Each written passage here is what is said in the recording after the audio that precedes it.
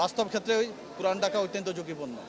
হাজী Abul Bashar market, চক মোগলটুলি, ঢাকা 13টা 34 মিনিটের সময় আমরা fire service civil defence station Lalbagh থেকে সংবাদ পাওয়ার সাথে সাথে ঘটনাস্থলে 2টা ইউনিট পাঠানো হয়।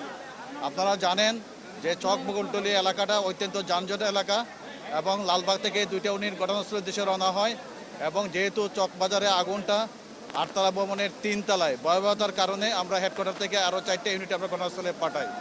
ঘটনাস্থলে উপস্থিত হয় আমাদের লালবাগ ফায়ার স্টেশন, দেখে প্রচণ্ড ধোঁয়া, অর্থাৎ 8তলা ভবনের মাত্র একটা সিঁড়ি এবং সিঁড়ির মাত্র দৈর্ঘ্য 2 ফিট, যার কারণে 3তলা ভবনের একবারে সামনে যে রুমটা ছিল ওই রুমে আগুন ছিল, প্রচণ্ড ধোঁয়া ছিল এবং আমাদের ফায়ার সার্ভিস সিভিল ডিফেন্সের যারা ফায়ার ফাইটার ছিল অত্যন্ত দক্ষতার সাথে ব্রিদিং অ্যাপারেটাস পরে আগুনটাকে নির্বাপন করার জন্য চেষ্টা করে এবং প্রত্যেকটা গুদামের শাটারগুলো ছিল তালাবদ্ধ অবস্থায়।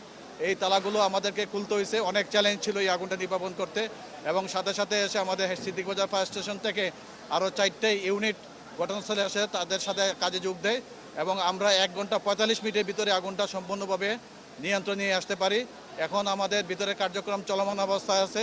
ভিতরে কিন্তু প্রত্যেকটা গুদামে যেগুলো কাটছি আমরা তালা, সেগুলো শাটার খোলার পর দেখা যাচ্ছে যে রুম ভর্তি করা প্লাস্টিক, ছাতা, অন্যান্য ইলেকট্রিক পণ্য মালামালগুলো এই গুদামে রক্ষিত অবস্থায় আছে। এই মালামালগুলো সরাতে হবে, সরাতে অনেক সময় লাগবে, যার কারণে আগুনটা নির্বাপন করতে অনেক সময় লাগবে। আর বিশেষ করে ফায়ার সার্ভিস সিভিল ডিফেন্স যথাসময়ে সঠিক সিদ্ধান্তের কারণে আশেপাশে যে মার্কেট ছিল, যে মার্কেটগুলো ছিল, পাইকারি মার্কেটগুলো ছিল, আশিক টাওয়ার ছিল, খাজা টাওয়ার ছিল, আশেপাশে কোনো জায়গায় আগুনটা ছড়াতে পারে নাই এবং আমরা দ্রুততার সাথে আগুনটা নির্বাপন করি।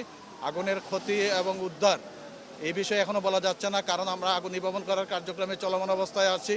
আর উদ্ধারের পরিমাণ এটা পরে বলা যাবে।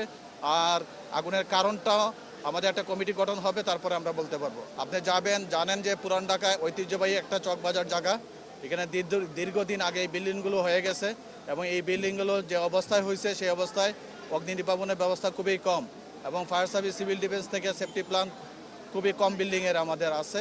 এই বিল্ডিংগুলোকে ভবিষ্যতের জন্য এগুলোকে আস্তে আস্তে বিল্ডিংগুলো ফায়ার সার্ভিস থেকে সেফটি প্ল্যান গ্রহণ করতে হবে। যেমন খাজা টাওয়ারে মাত্র একটা সিঁড়ি, এই সিঁড়ি দিয়ে কিন্তু আমাদের একজন লোক গেলে পরে আরেকজন লোক যাওয়া যাচ্ছিল না। এটা চ্যালেঞ্জ মোকাবেলা করে আমরা অগ্নি নির্বাপন করেছি এবং এই এলাকা বাস্তব ক্ষেত্রে পুরান ঢাকা অত্যন্ত ঝুঁকিপূর্ণ।